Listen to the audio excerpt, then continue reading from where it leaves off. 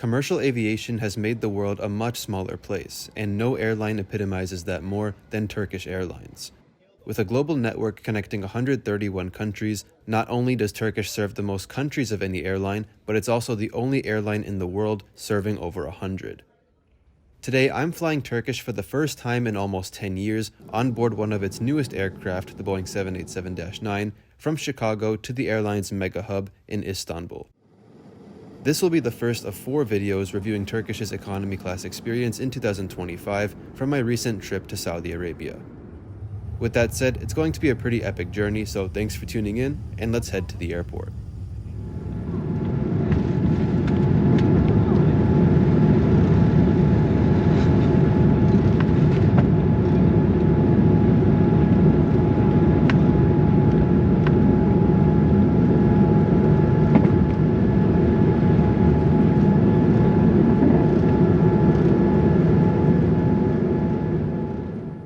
It's 7:30 a.m. on a typical frigid January morning, and I'm here at Chicago O'Hare's Terminal 5 about 4 hours before my flight.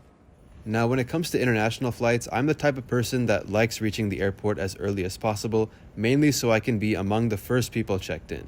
As you can imagine, the economy class check-in lines for these long-haul airlines tend to get pretty long, so I prefer avoiding them as much as possible. As far as luggage goes, economy class passengers are entitled to 1 personal item, 1 carry-on bag, and 2 check bags. Just be sure to note their sizes and weight limits. Overall, check-in was very straightforward. After presenting my passport and visa, I was able to drop not just my 1 checked bag, but also my carry-on suitcase, both of which I would receive in Medina. Turkish participates in TSA PreCheck, and all you have to do is enter your known traveler number on your booking before your flight. PreCheck this morning was ridiculously easy. I was the only one in line and was through within minutes. It's been a while since I was last in Terminal 5, and I was happy to see that all of the renovations have more or less been completed. Perhaps the most exciting addition was LOT Polish Airlines' new business class lounge, which is the airline's first and so far only lounge outside of Poland. Now, because we still have some time until boarding, what better way to spend time than some plane spotting, right? So first we have the gorgeous Etihad A350-1000 from Abu Dhabi, an ANA 777 that would soon reposition to Terminal 1 for its flight to Tokyo Narita, and here's a United 787-10 arriving on the airline's second of 2 daily flights from Honolulu, which is where I was literally 2 weeks earlier. Now, this looks like any regular Aeromexico 737 MAX, but this flight is actually 8 hours late going back to Mexico City, I assume because of some earlier technical issues. And last but not least, this United 777-200 snow-blowing the runway as it heads down to Fort Lauderdale. That's right, for the winter season, United flew once daily 777s between Chicago and Fort Lauderdale, along with Orlando and Cancun. In fact, the Orlando-bound 777 flight had departed just a few minutes earlier. This morning, we're on Turkish 186 to Istanbul, one of 2 daily flights that the airline currently operates from Chicago. It's worth noting how even though it's not leaving from Terminal 5, the Chicago Bulls charter flight to Indianapolis is also displayed on the departure board. Our flight departs from gate M18, which is right by Terminal 5's main central area, and is thus a quick walk over. And I have to say, I'm really happy to see all of the construction scaffolding gone and the hallways fully opened. Now, as a true global powerhouse, Turkish Airlines continues to expand its operation not just by adding new routes, but by beefing up services to existing cities. This summer, Turkish will add a 3rd flight to both Chicago and Los Angeles, increasing its frequencies to both cities from 14 to 17 weekly flights. Between July 7th and October 25th, Turkish will operate a 3rd flight to Chicago on Mondays, Wednesdays, and Saturdays with the 787. The flight will operate in the late evening as TK 155 and 156, and this is a great time to mention the crazy numbers that Turkish has been pulling in Chicago.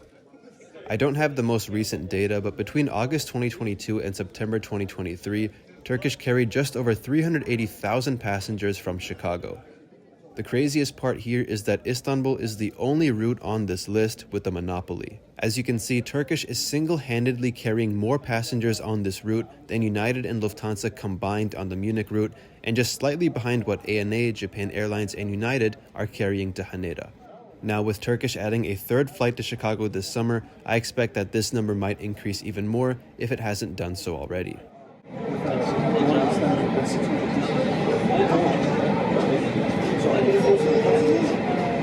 feel secure because not all also have the capacity to have the experience in our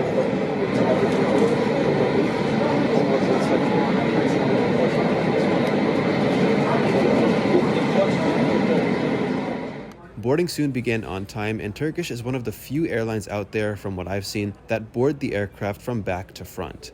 On the 787, rows 28 through 40 board first, while 9 through 27 follow after.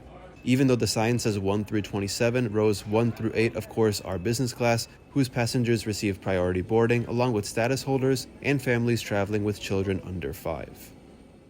The Turkish 787-9 seats 300 passengers. Business class is in a 1-2-1 layout with 30 seats, while economy class has 270 seats in the usual 3-3-3.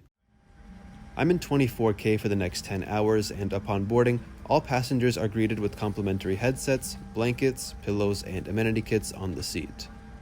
Turkish's newer 787s have these absolutely massive entertainment screens that can also be adjusted to your preference. There's a standard tray table, and then as for the seat pocket, there's one large pocket and then 2 smaller ones for things like your passport or cell phone. And at 5'10", I found the legroom to be pretty decent, but if you are over 6 feet tall, then I can imagine it's going to feel a lot tighter.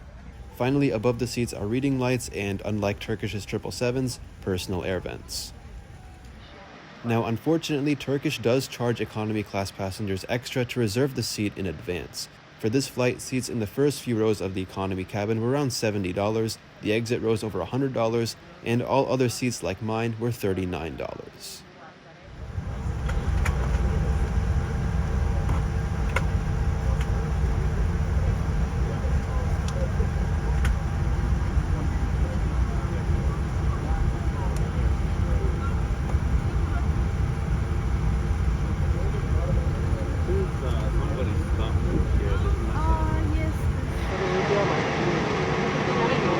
Sayın yolcularımız, Türk Hava Yolları'na hoş geldiniz. Uçuşumuz sırasıyla inmeniz gereken belirli kurallarına dikkat edeceksiniz. El bagajı, oksijen maskesini ana yollarımızın içine koyacak şekilde yüzünüze yerleştiriniz. Bantlı başınızdan geçiniz ve normal yolunuzdan geri devam ediniz. Diğer yolculardan doğru şekilde takınız.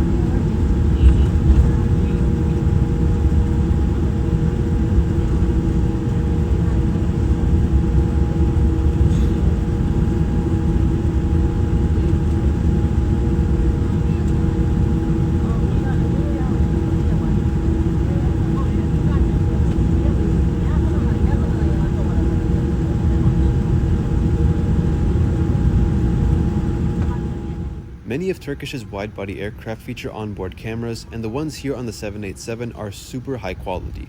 Not only is there a forward camera, but also one facing down, which is definitely a lot more helpful once you're in the air.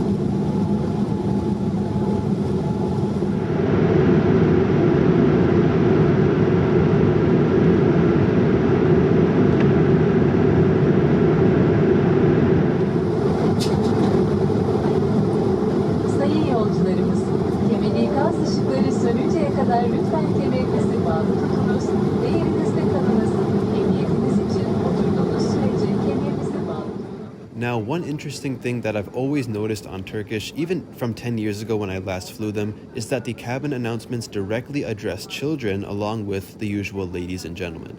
So a typical announcement would start something like, "Ladies and gentlemen and dear children," which I've always found really cool, and I can't think of any other airlines that do anything similar. Here's a look at the economy class amenity kit. The pouch design changes every so often, and this one features various Turkish and world landmarks.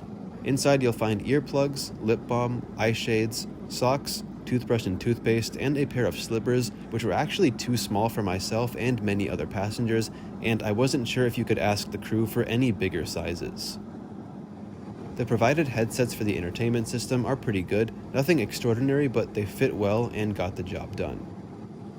The in-flight entertainment system is very extensive and easy to use. There's no physical remote, so the volume, channel, reading light, and call buttons are all below the screen and can also be controlled from the screen itself. Content-wise, Turkish has a lot of options from all over the world, so there's no shortage at all of things to watch. Of course, there's also a flight section where you can access things like the onboard cameras and the 3D in-flight maps, which, like I've shown on other airlines, are very detailed and fun to play around with. The entertainment system also has religious content available, such as the ability to read and listen to the Quran, along with lots of content related to Turkish Airlines, Istanbul Airport, and Istanbul itself. I couldn't find any power outlets under the seat, but the monitor has both USB-A and C ports, along with the headphone jack. And I didn't notice earlier, but these seats also have coat hooks on them, which are always appreciated. The pillow and blanket were really nice to have on this overnight flight, and random fun fact, I think the best economy class blanket I've ever had was on American Airlines, funny enough. Now, despite row 24 being right in front of a wall, I was able to fully recline my seat and had no issues. Overall, the seat was very comfortable. Now, of course, it wouldn't be a Dreamliner flight without acknowledging the electronic window shades. It's been a while since I last flew a 787, but basically pushing down on the buttons makes the window darker, while pushing up makes it brighter. The 787's electronic window shades have always been rather controversial because there have been many cases of cabin crews locking them for the entire flight. Thankfully, that was never an issue today.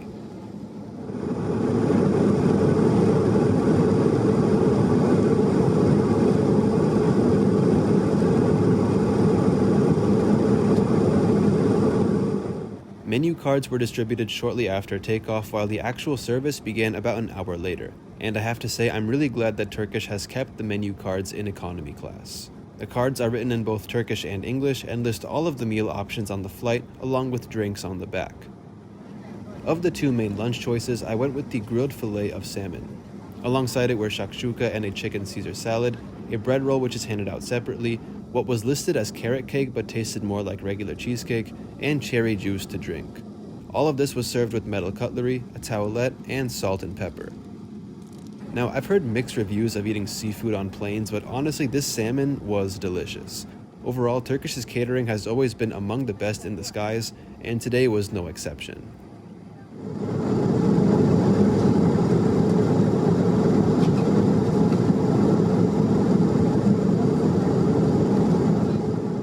About 2 hours into the flight, the crew came around passing out water bottles, which was much appreciated. There were also extra bottles and snacks available in the rear galley.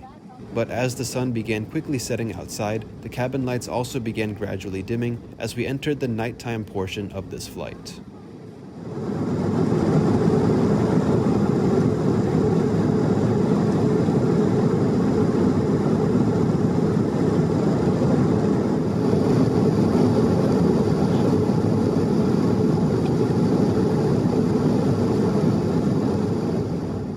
Now, given my body clock was still on Chicago time, where it's only 5:30 p.m., I didn't get much sleep, but when I did, I woke up right as we were passing south of Iceland at the halfway mark of this flight.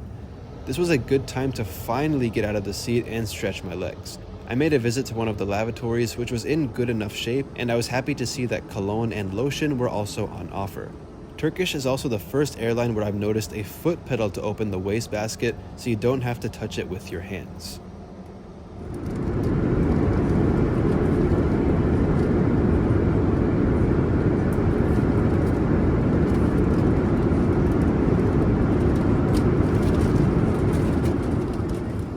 I spent the next hour or so walking around the aircraft and chatting with my friends in the exit row, which was a lot of fun. Eventually, I returned to my seat right as we flew over Prague, with breakfast service to follow a few minutes later. To drink this morning, I had apple juice, and aside from the bread roll that was served separately, my main choice was the tomato and cheese omelet, served with potatoes, mushrooms, and tomatoes. Accompaniments were fresh fruit salad, assorted cheeses, strawberry jam, butter, and of course metal cutlery and a towelette. As expected, another great meal, and pro tip, always be sure to get the fruit juices on Turkish Airlines because they are absolutely delicious as well.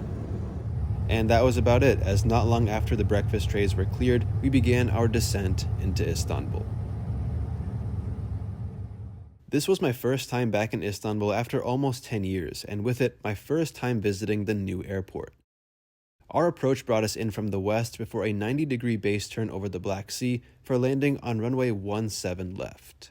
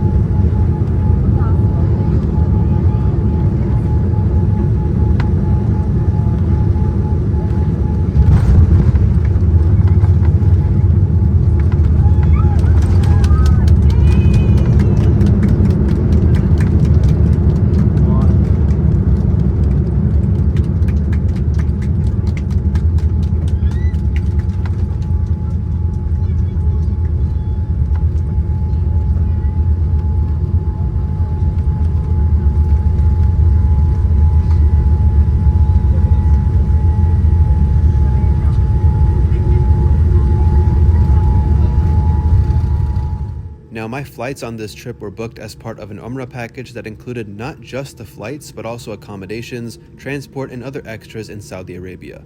Overall, it was a great flight, and I'm happy to see that Turkish continues to maintain a solid product in economy class, especially in areas where other airlines have cut back, some examples being offering menu cards, pillows, and proper amenity kits. The crew themselves weren't the friendliest at first, but overall they were very hardworking, efficient, and helpful. It was also my first time ever flying the Dreamliner on a long-haul flight, and it was a very smooth and pleasant ride.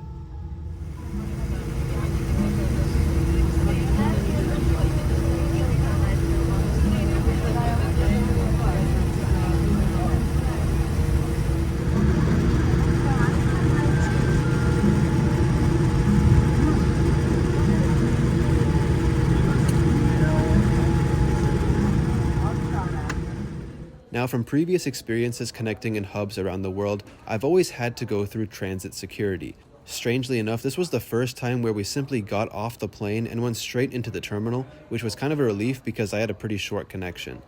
But we're going to pick up here in the next video, so stay tuned for that. Until then, teşekkürler ederiz for watching, and I will see you all again very soon.